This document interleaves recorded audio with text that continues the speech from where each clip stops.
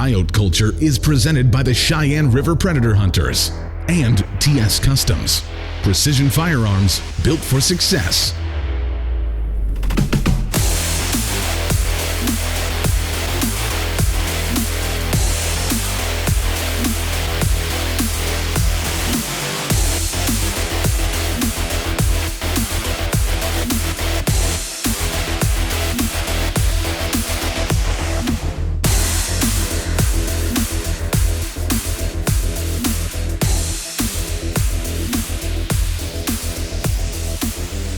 It's mid-January. Got snuck in here, actually spooked a coyote out here. I'm actually trying for a cat. It's bobcat season here in South Dakota, so there's been a few cats hanging around here in the past, so might be a good spot to call. So I wasn't too shook up about spooking that coyote out, but I'll take whatever comes in, see what happens here.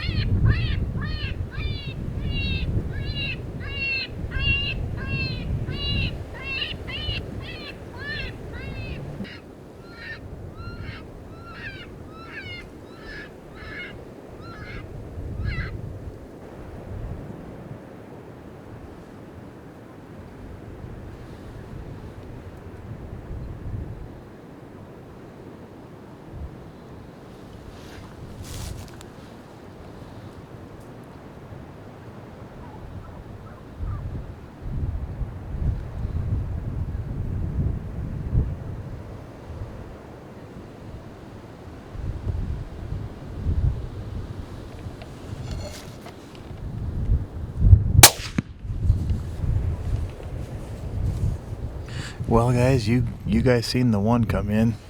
Kind of just surprised me come over the hill here. I'm kind of tucked in where a spot where you're not gonna see them till they're in shooting distance, which is all right for the hunter, but it's not very good for the film. But we got a coyote called in right there, and then I was sitting here.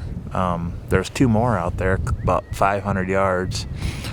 Maybe 600, but trying to get them to work in, and they were sitting over there kind of thinking about it, but they heard that first shot, and I'll be danged if one didn't come in from behind me over here, so wasn't able to get the camera swung over on it, and but I got another one down. So originally came over for a bobcat. It's usually the way it goes. Be nice, but I'll never let a coyote go by. So shooting a 20 BR here, built by Travis. Lane suppressor. Called them in with the lucky duck call. Guess can't forget to say the Swagger bipod. It does a good job. I was able to swing over there pretty easy. Just a perfect little set. Kind of look like some straggly looking coyotes, so which I'm not really surprised for this area. So let's check them out. Just the way I thought. Not a very good one. Young coyote. Like a little male coyote. It's kind of red bottomed like that, and kind of wiry haired right there. Just not really what you want. Crazy. Early January. It's kind of already starting to rub, which is odd, but a couple males. Called this one on the female submissive call from Lucky Duck, and it's getting that time of year, guys, where coyotes are starting to breed, and that's kind of the sounds you need to start playing here pretty much after the first of the year. A lot more coyote stuff. I did call that little coyote into a cottontail, but most of the time, those coyote sounds are what's bringing them. So a couple males, young males look like, probably after female, this one, and that one is just trying to get some food, poor guy. But a couple coyotes down. Thanks for watching Coyote Culture. Be more to come.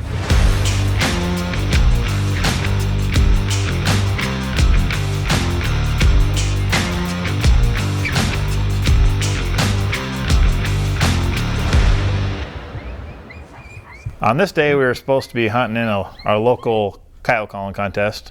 Well, they actually had moved the date because it's supposed to be so cold.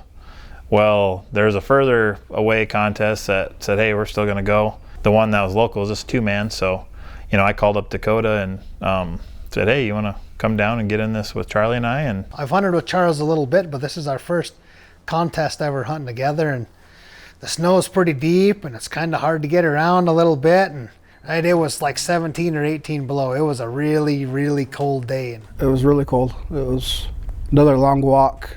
Lonny likes to walk. I think we walk a mile to this first set. And the whole time we're there, there's a coyote laying there. We just couldn't see him, or we seen him, we thought he was a log or something, and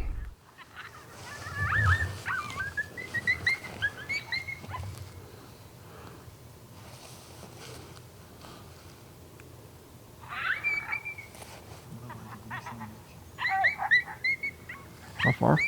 no wind, huh? No. No, left to right.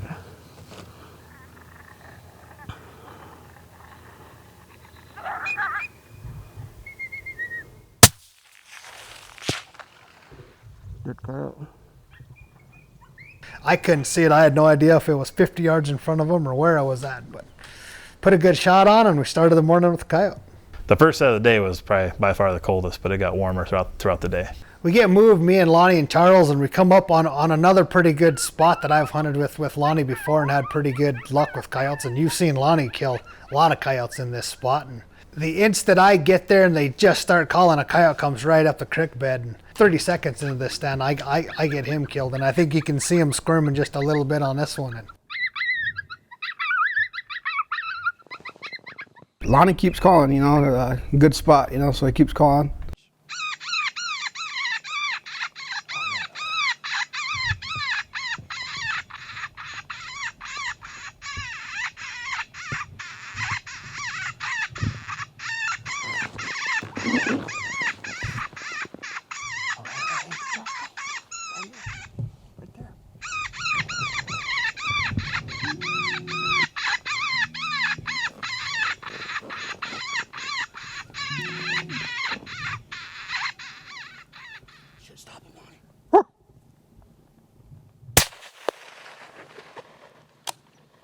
I shoot that one. Charles makes a good shot, and we keep on calling, and we keep on calling, and almost the same line. Here comes the third one. Same spot. Get on to it.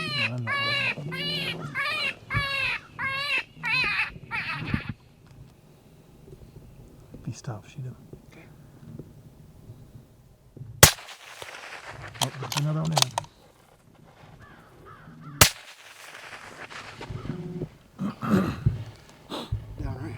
I don't know. Yeah, I hit the coyote, he runs off. We didn't know if he was dead or not, we had to go down there and find him. He was dead, so. Charles puts another good shot on, and boom, we got a triple down. We move farther up the river, and when we get there, the rancher's just leaving. Look at that house, go to the right and go down. Right away, as soon as we get down in there, Lonnie spies a coyote. Charles was filming, and Charles had a hard time getting him on the camera, and I wound up taking the camera, and Charles took my gun. And Dakota, how far is it? I don't know, by rangefinder. I'm on him. On him.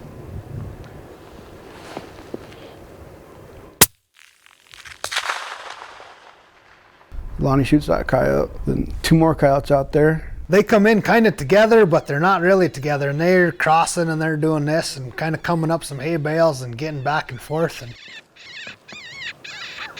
what do you want to do, guys? Shoot the close one? Shoot the closer. How far? 320. they're both in camera. Ready? Okay. Other one's gonna come in. Shoot the close one. Okay.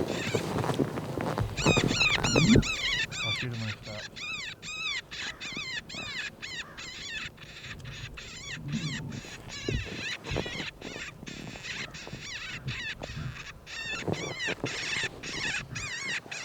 Got him? Yep.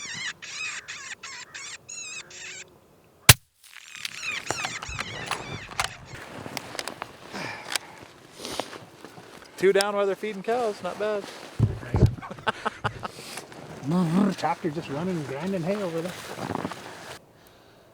These guys are a bunch of cows right over there. They're feeding cows there. The tractor's running. These coyotes were just, they just bumped out away while they're there feeding. They wasn't scared of that tractor sound at all. Well, there he is. Coyote number 1.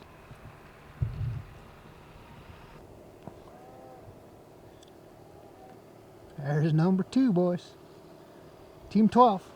On contest days, we're really focusing on getting as many sets in as we can on high coyote populated areas so we can, ultimately take home the first place.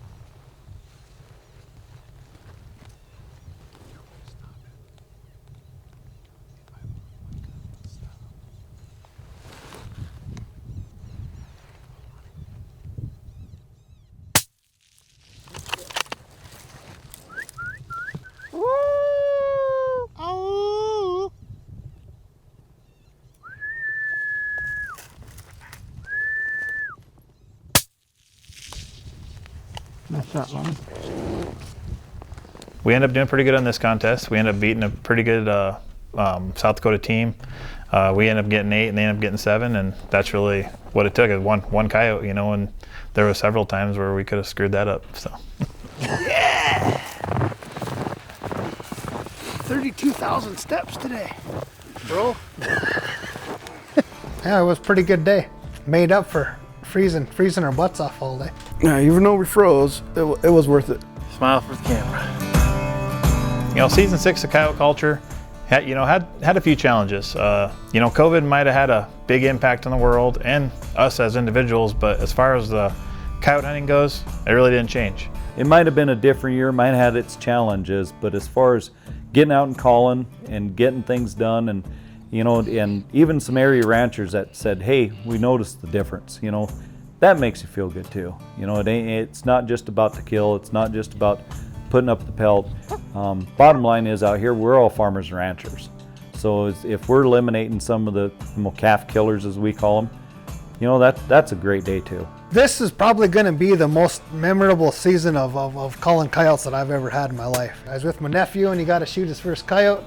Got to do a lot of hunting with my brother. By far the most epic coyote hunting I ever had. And I mean, my boy killed the first coyote he's ever killed, and you can't forget something like that. And I don't think Dean probably won't either. We put over 50 coyotes on film up here on our camera. So I mean, just a phenomenal year of videoing and calling coyotes. It was amazing. I mean, there was coyotes everywhere, and Dean was growing up and starting to shoot, and couldn't have got any better, I guess. If anything, I thought the numbers were up and the coyote hunting was good, and we just had a really good time and life went on. It's one for the books.